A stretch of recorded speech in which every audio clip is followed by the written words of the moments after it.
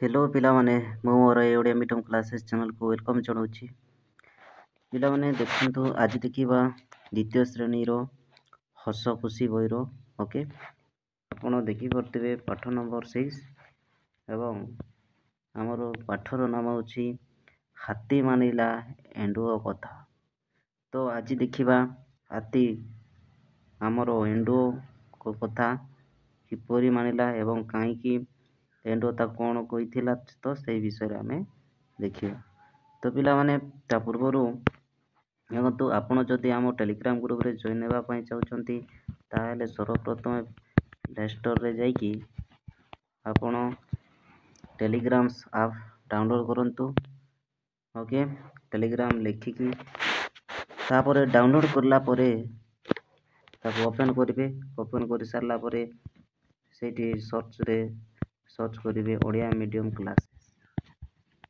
Odia medium classes देखिए Odia medium classes सर्वप्रथम fast page रे ही आसो एवं देखिए से लोगो रे मध्य ओडिया मीडियम क्लासेस बोलथिबो सेठी आपण क्लिक करदेबे एवं क्लिक करा पर देखिए तार तले जॉइन बोली आसी जीवो। तो जॉइन आसिले सेठी आपण क्लिक करते आपण आम टेलीग्राम ग्रुप रे जॉइन होइजिवे।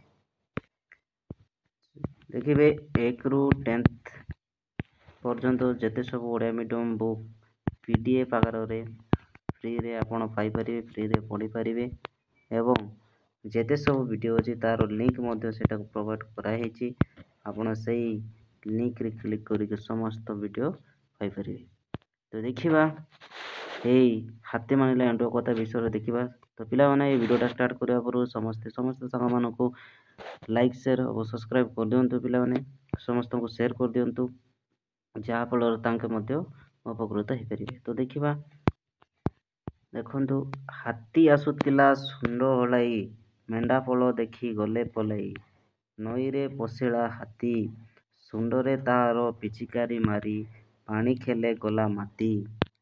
तापर देखिबा हाथीर खेल को एंडुओ देखी कोइला ताहाकू तराठी आकी हसना करुची पानी जीवन पाइकी विपद को तुमे डाकू अछ जानी जानी। देखो फास्ट देखिबा फास्ट एंजाम देखो हाथी आसुतिला सुंड हलई मेंढा देखी गले पलई नई रे फसिला हाथी सुंडरे तार पिचिकारी मारी पानी खेले गला माती।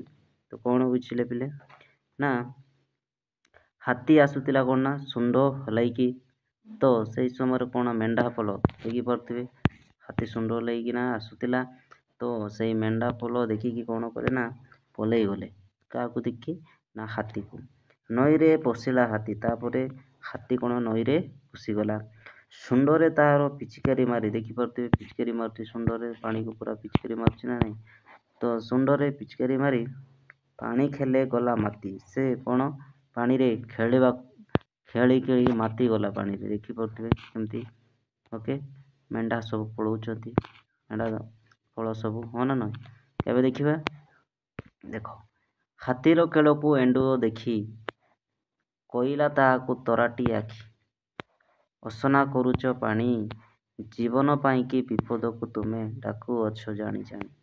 तो देखी पारे एंडुओ अच्छी ऊपर तो एंडुओ कौन कहूँ हाथी को देखो ना हाथीर खेल को एंडुओ देखी ता माने जो पानी रे खेलुची हाथी ताकू देखी एंडुओ कहला ताकू तराटी आखी ताकू देखी कहला कौन ना हसना करुच पानी जो पानी अच्छी ताकू तुम कौन अपरिष्कार करुछ दूषित करुछ एमती हाथी को कहूँ जीवन पाइकी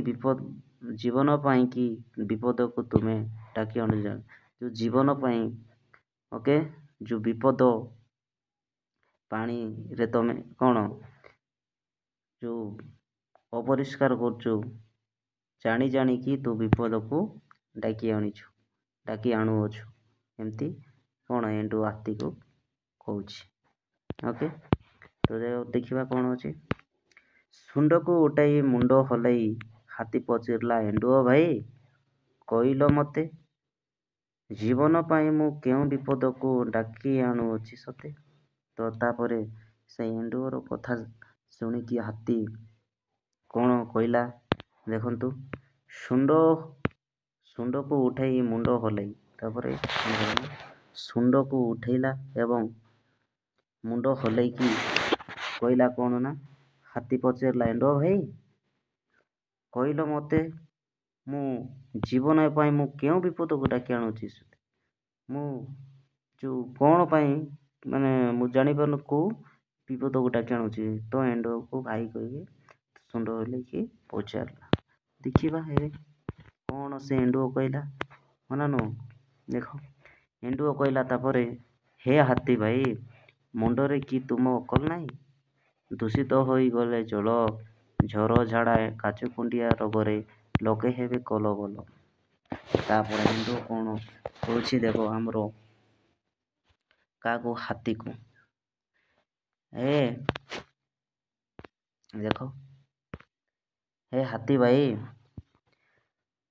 ମୁଣ୍ଡରେ କି ତୁମର ଅକଲ ନାହିଁ? ମୁଣ୍ଡରେ ତମର ବୁଦ୍ଧିଶୁଦ୍ଧି ବୋଲି କିଛି ନାହିଁ ନା କ'ଣ? ଦୂଷିତ ହୋଇଲେ ଜଳ, ଯେଉଁ ପାଣି ଭିତରେ ତୁମେ ଯେଉଁ ଖେଳୁଛ, ପାଣି ଯଦି ଦୂଷିତ ହୋଇଯାଏ ତାହେଲେ ଝର ଝାଡ଼ା କାଛୁକୁଣ୍ଡିଆ ରୋଗରେ ଲୋକେ ହେବେ କଲବଲ। ଲୋକମାନଙ୍କୁ କାଛୁକୁଣ୍ଡିଆ ଝାଡ଼ା ଏସବୁ ହବ। ତ ଏମିତି ଏଣ୍ଡୁଅ କାହାକୁ କହୁଛି ନା ଆମର ହାତୀ ଭାଇ କହୁଛି। ହାତୀ ଦେଖିବା ତାପରେ କ'ଣ ହେଇଛି। ମୁଣ୍ଡକୁ ହଲେଇ କହିଲା ହାତୀ। ତାପରେ ହାତୀ ମୁଣ୍ଡକୁ ହଲେଇ କହିଲା, ଏଣ୍ଡୁଅ ଭାଇ ତୁମର ସାଥୀ ମାନୁଛି ତୋର କଥା, ସାନ ଦେହ ସିନା ବଡ଼ ବଡ଼ କଥା, ସାଇତିଛି ତୋର ମଥା।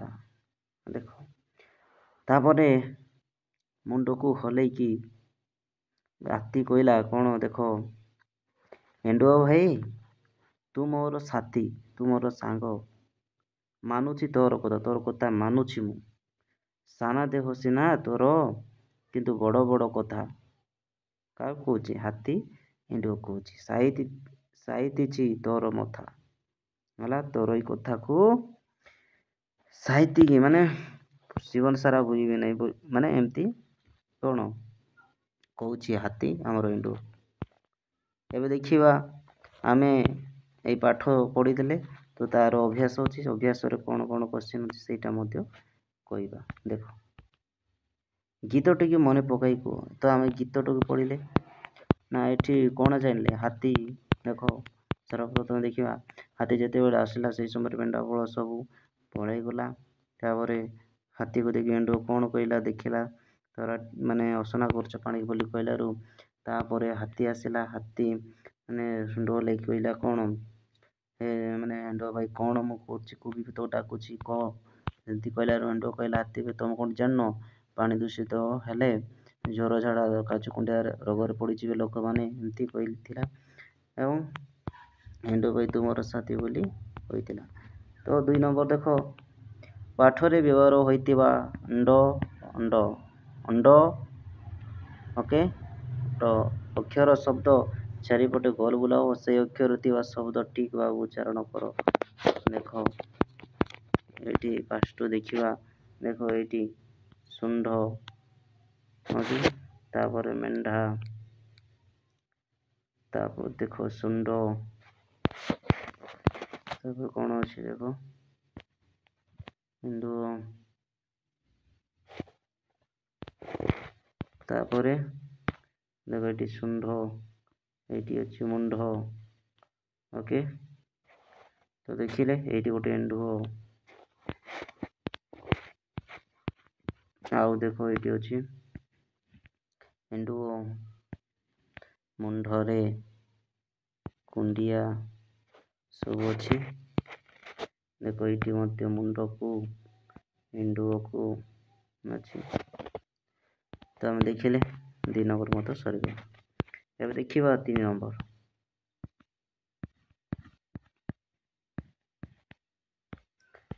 ଗୀତରେ ଯେଉଁ ଚିତ୍ର ଦିଆଯାଇଛି ସେଥିରେ କିଏ କ'ଣ କରୁଛି ଲେଖ। ଦେଖ ସେଥିରେ କ'ଣ ଚିତ୍ର ଆମର ଦିଆଯାଇଛି ସେସବୁକୁ ଦେଖିକି ଦେଖ ହାତୀ ଡ୍ୟାସ୍ରେ ପାଣି ପକାଉଛି। ତ କେଉଁଥିରେ ପାଣି ପକାଉଛି? ଶୁଣ୍ଡରେ। ଏଇଠି ମନେ ନୁହଁ ଶୁଣ୍ଡ ଦ୍ୱାରା ପାଣି ଦେଖି ଦେଶ ଦୌଡ଼ି ପଳେଇଲା। ମେଣ୍ଢା କ'ଣ ପାଣି ଦେଖିକି କିଏ ପଳେଇଲା? ଆମର ମେଣ୍ଢା ଫଳ ଦେଖ କ'ଣ ସେମିତି କ'ଣ ଅଛି? ଆଖି ବଡ଼ ବଡ଼ କରି ଡ୍ୟାସ୍ ହାତୀକୁ ଅନେଇଛି। କିଏ? ଏଣ୍ଡୁଅ। ଓକେ। ପିଲାଟି ଦେହରେ ଡ୍ୟାସ୍ ହୋଇଛି। ଦେଖ ପିଲାଟି ଦେହରେ କ'ଣ ହେଇଛି? କାଛୁ କୁଣ୍ଡିଆ। କ'ଣ ହେଇଛି? ନା ପିଲାଟି ଦେହରେ କାଛୁ କୁଣ୍ଡିଆ ହେଇଛି।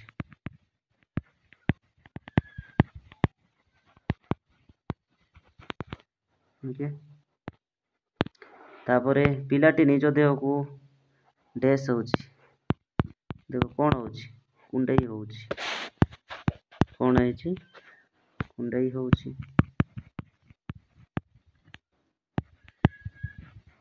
କୁଣ୍ଡେଇ ହେଉଛି। ଦେଖନ୍ତୁ ଏବେ ଦେଖିବା 4 ନମ୍ବର।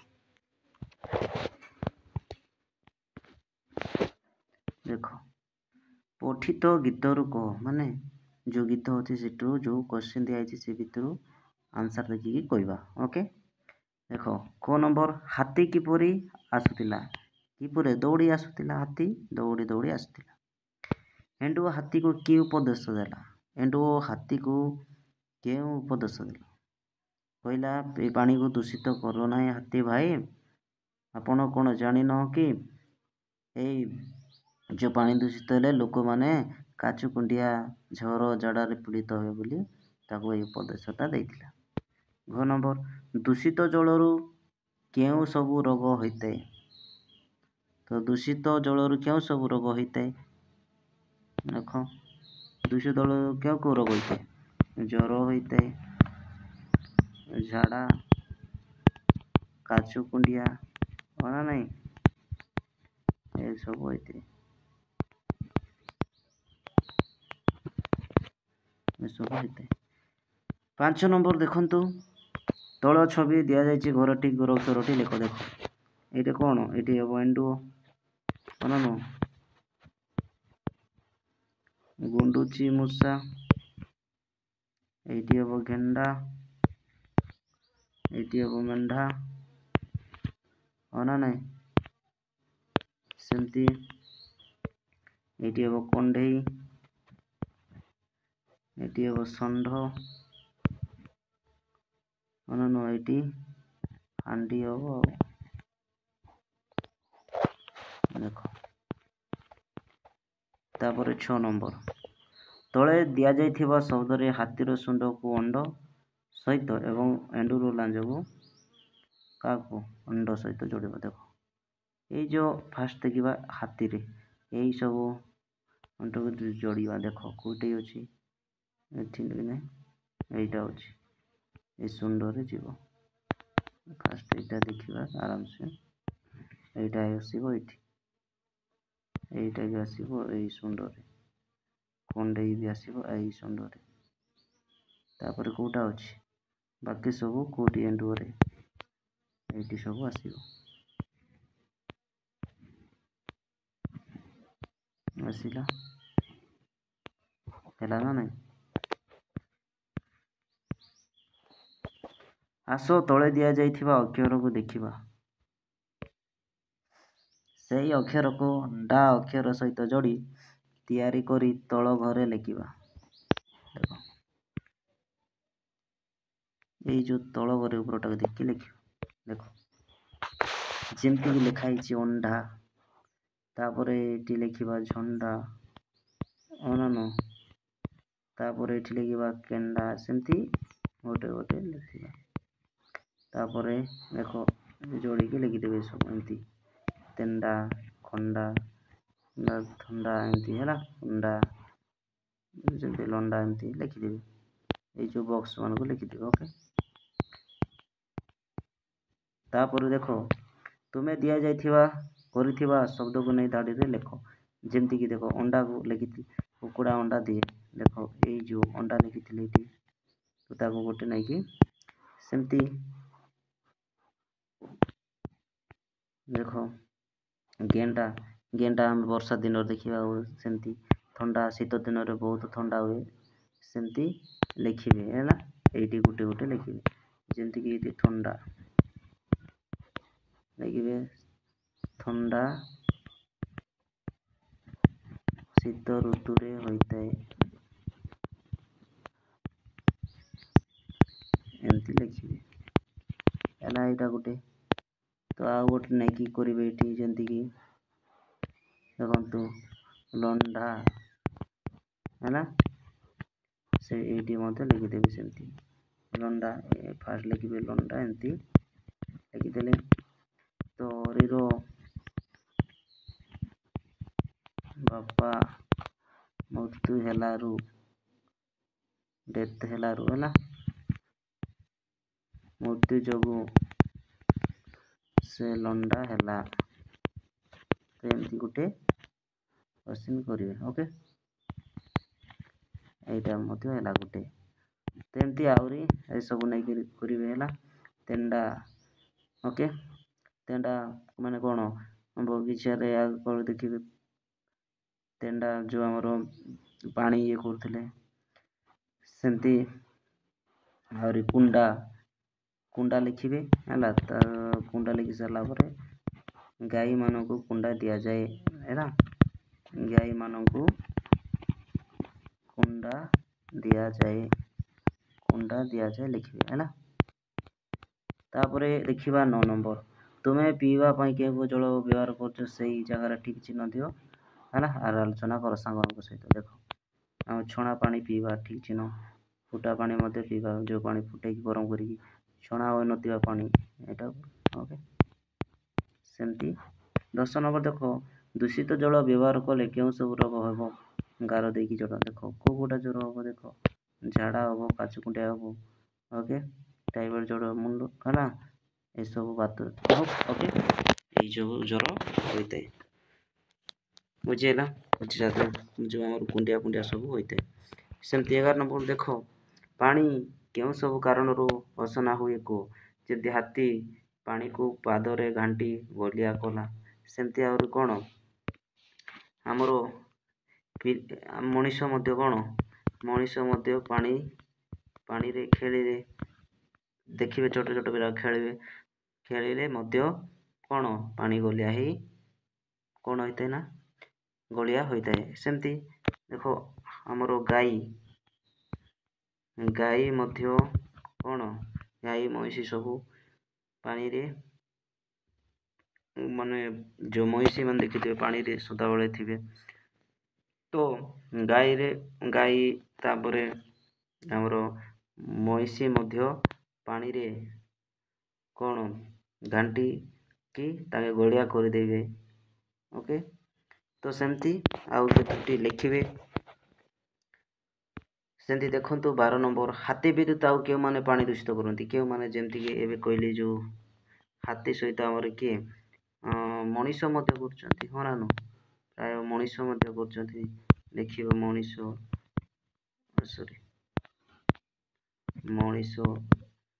ତାପରେ ଗାଈ ଏସବୁ କରୁଛନ୍ତି ହେଲା।